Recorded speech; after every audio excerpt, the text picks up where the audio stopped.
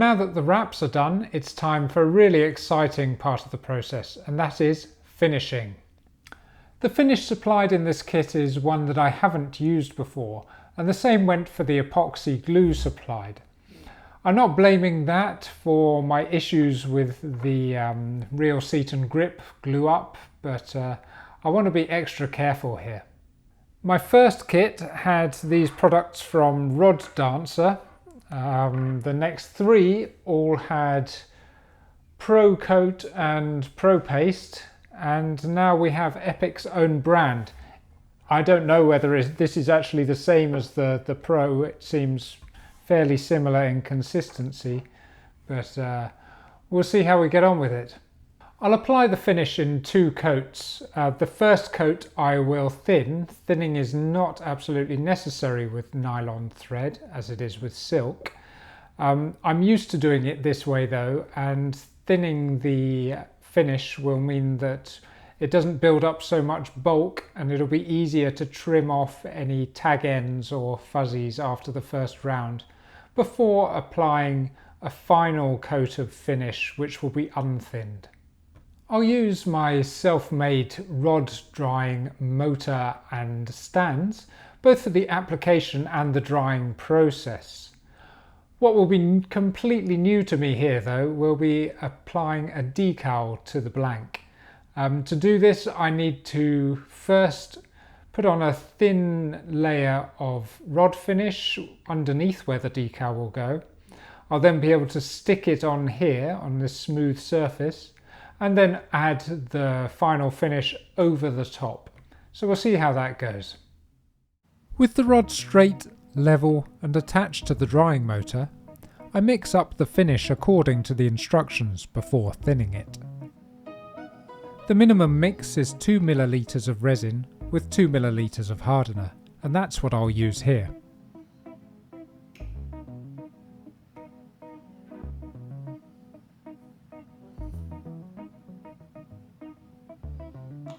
When opening the resin, I saw that it had solidified. This can happen over time or if it gets cold. I put a cover on the hardener to prevent any dust getting in, heated a cup of water and put the resin in that cup for a few minutes. This returned the resin to a fluid state and I could then draw it out with the syringe.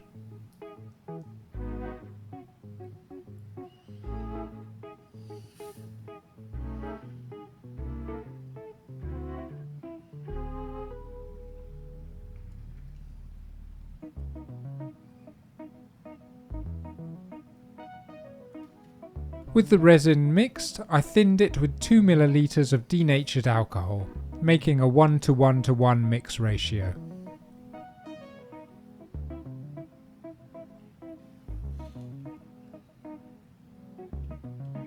With the rod rotating, finish is applied to the thread using a brush. The thread will draw the finish off the brush and there's no need to press down. The aim of this coat is simply to soak the thread and not to build up a finish layer.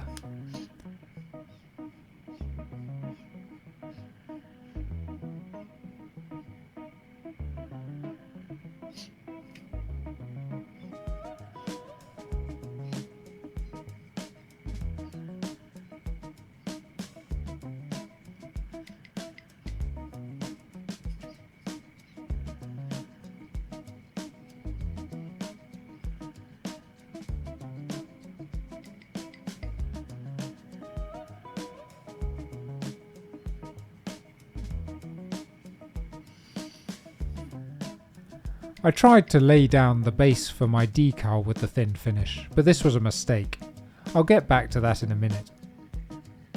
The finish will take a few hours to set up, and the drying motor can be switched off when the resin remaining in the mixing cup is firm. The following day I clean up the wraps with a razor blade. What I'm doing here is removing any high spots to have a smooth base for the final finish coat. High spots are usually protruding tag ends or fuzzy thread fibres. They're much easier to remove when hardened by resin. I attempted to apply a decal to the thinned resin that I'd laid down, but saw that this base was nowhere near smooth enough. And I also lost a small part of the decal, so decided to remove what I'd done, ready to start again.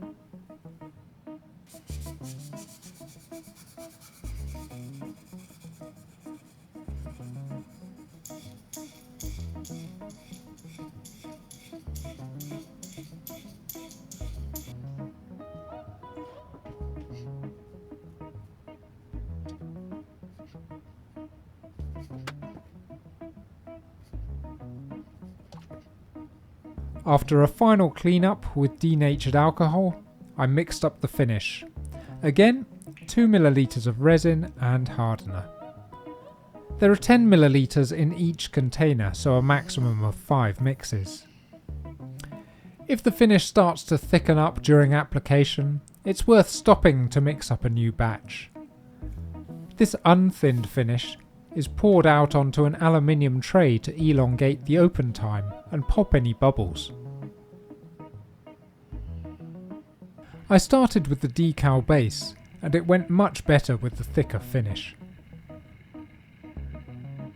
A small amount of finish also blends the winding check with the blank. It's important not to apply too much, as the finish could easily run down onto the cork grip. I also like to blend the tip top to the blank with rod finish. The finish should be applied quickly and confidently, working from the middle of the wrap out to each end and lifting the brush out back in the middle.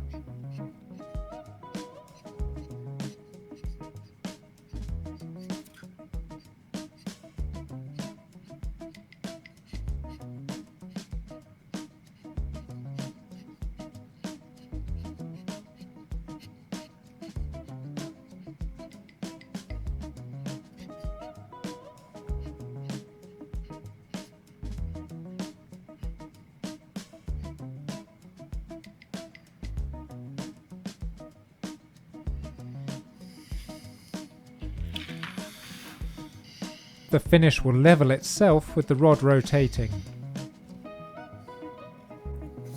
With the finish applied, it's best to check for air bubbles. There shouldn't be many, but they do occur. They will usually burst themselves with the rod rotating, but I like to burst them straight away by blowing accurately through a straw or, if necessary, heating with a lighter.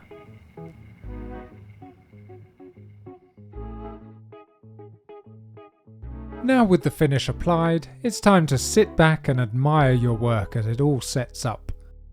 Epic Kits suggest an accompanying whiskey, and I certainly wouldn't argue with that.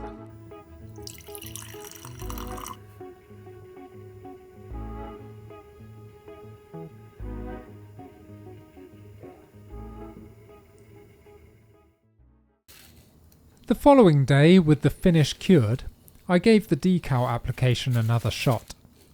It's a good job that 2 were provided. After cleaning the prepared surface, I attempted to line up the decal both dead level on the blank and in line on the right hand side of the rod. This was really tricky and made more difficult by not wanting to get my head between the decal and the camera.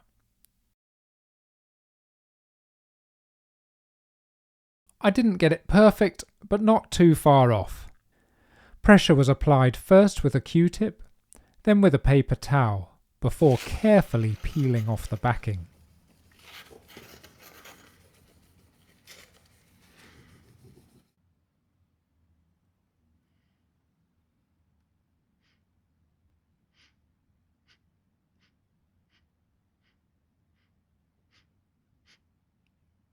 This was looking much better than the first attempt, and now time to cover it with finish.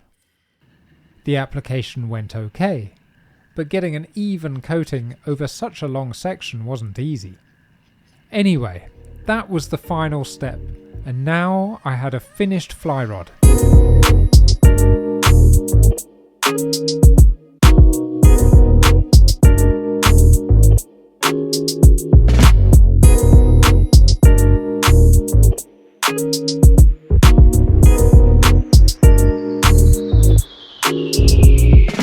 Despite the issues, I thought that it looked great.